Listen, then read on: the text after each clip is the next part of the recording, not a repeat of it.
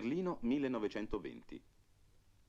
Il realismo sociale tedesco, con Grotz, Hartfield, Radziwill, Schad, gli altri pittori della nuova oggettività e del realismo magico, e soprattutto Otto Dix, di cui vediamo alcune tragiche pitture della vita berlinese negli anni della sconfitta degli spartachisti e dell'ascesa nazista, era considerato, prima dell'apparizione dell'attuale generazione realista, come un grande capitolo della pittura moderna, ma chiuso.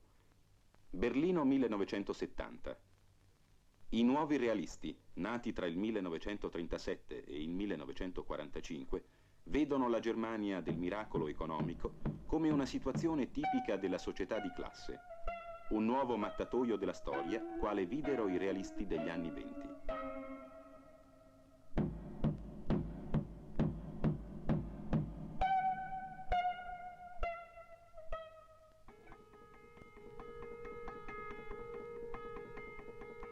Ulrich Baer dipinge su sagome che si possono spostare e combinare volumetricamente nello spazio. Sono frammenti di orride memorie naziste e frammenti del presente che paurosamente si combinano.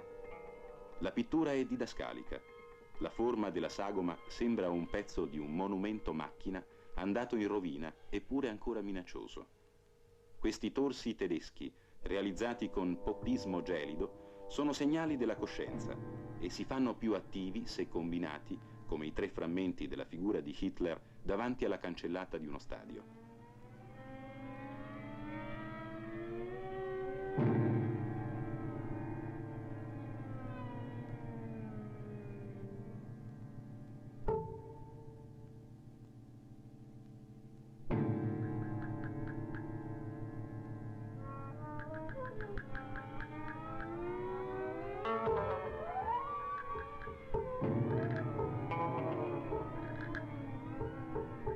Pittore della stupidità, dell'opulenza tedesca, Hermann Albert dipinge coppie di tedeschi in ferie, sempre col sorriso della posa fotografica sulla bocca.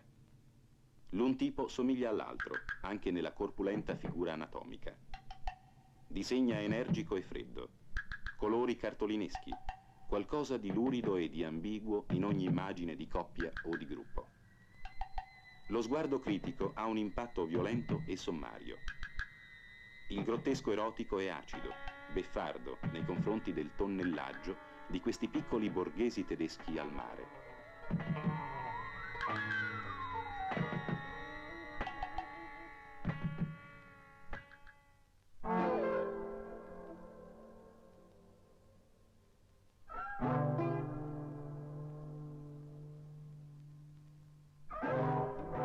Bettina von Arnim dipinge un mondo di robot fatto deserto di uomini.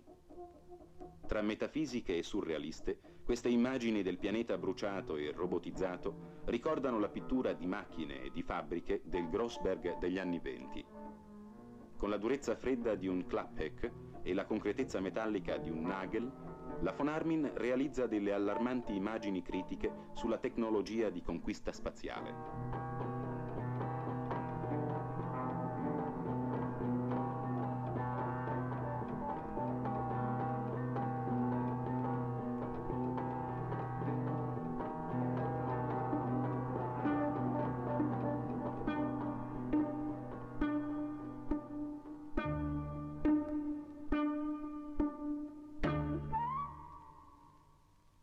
Hans-Jürgen Diehl, come disegnatore di manifestazioni anticapitalistiche dei giovani, è un artista assai analitico.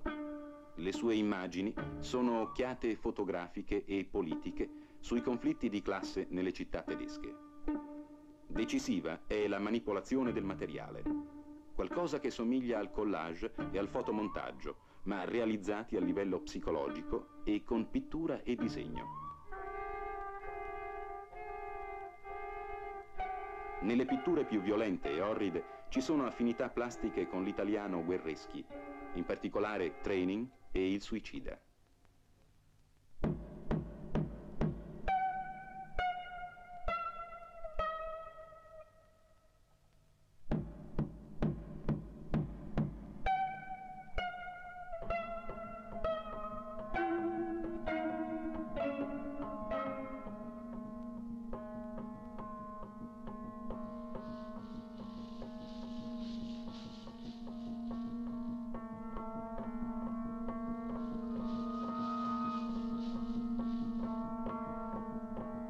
Arved Gorella è un grafico notevole e unisce immaginazione lirica e immaginazione politica. Rivisita il passato, i quadri sul Carlo V di Tiziano, e attraverso un kitsch surrealista rivisita situazioni del potere. Oppure combina incontri sulla tela tra Marx e Gustave Courbet, nel bellissimo quadro politico Intervista con Gustave Courbet, nella quale Karl Marx con accanimento attacca, che è un appassionato pamphlet sull'eredità culturale marxista.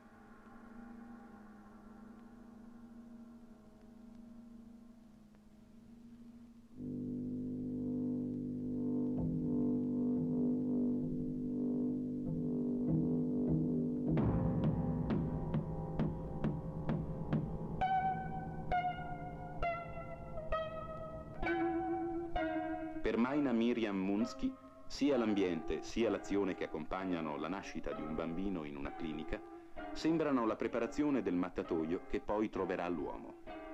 La pittura è gelida, grigia, malinconica, come se raffigurasse in maniera documentaria i diversi momenti di un parto. Alle radici di questo modo di vedere c'è il Dix pittore di medici e di operazioni e lo Shad delle anatomie deformi.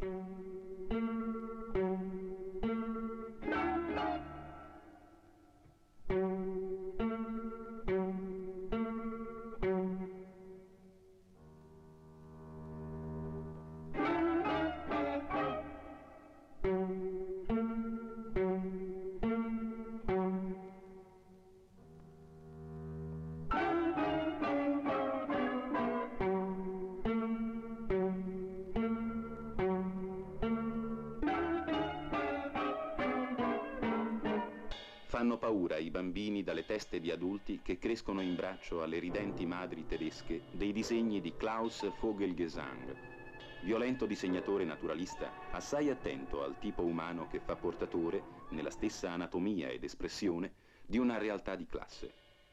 Interessanti sono gli effetti del disegno, trattato come gigantografia.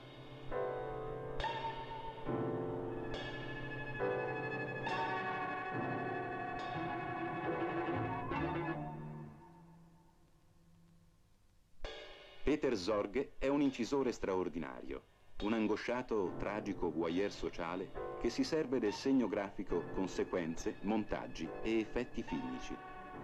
Per dare un'immagine della violenza, mette insieme inquadrature erotiche e di massacri o di memorie di lager, e tutto sempre con effetti di massa, di caos, di varianti disperate di un rivelatore blow-up. Grande anatomista, Zorge getta uno sguardo indimenticabile sul mondo mattatoio.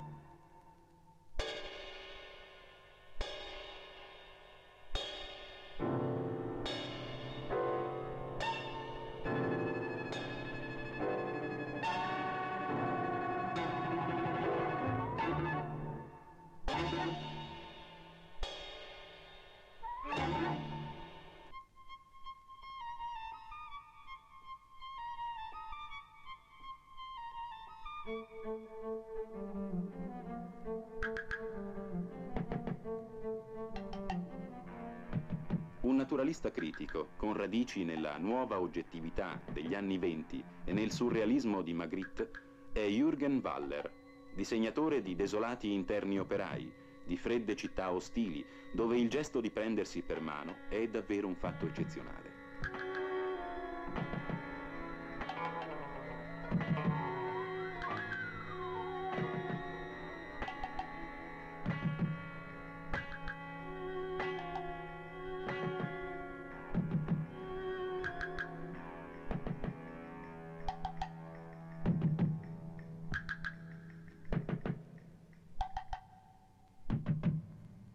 Wolfgang Petrik porta al parossismo la pittura di mutilati di guerra, mostruosamente rimessisi in circolazione con la croce uncinata al petto, che Otto Dix dipinse nel primo dopoguerra.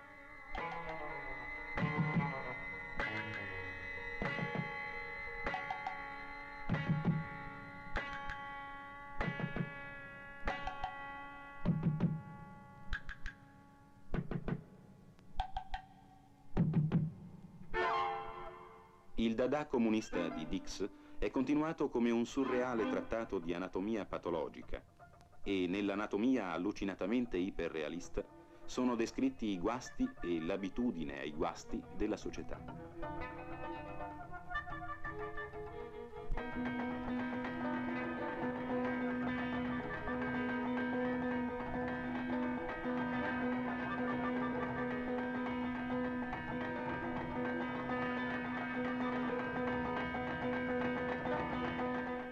Lo scultore Joachim Schmettau è capace di sentire tragicamente l'energia dei conflitti sociali e allo stesso tempo di dare forma a teste e figure umane monumentalmente tecnologiche. Radici culturali sono nella statuaria egiziana, nella plastica lignea africana, in Brancusi, in Schlemmer, in Ipustegui.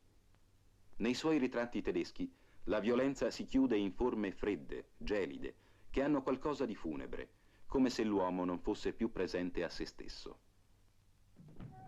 Questa durezza, questo gelo e questa assenza umana fanno la tipicità degli uomini che riescono a vivere e a crescere con la coscienza e con lo sguardo aperti su una Germania simile sul vecchio nuovo mattatoio della storia.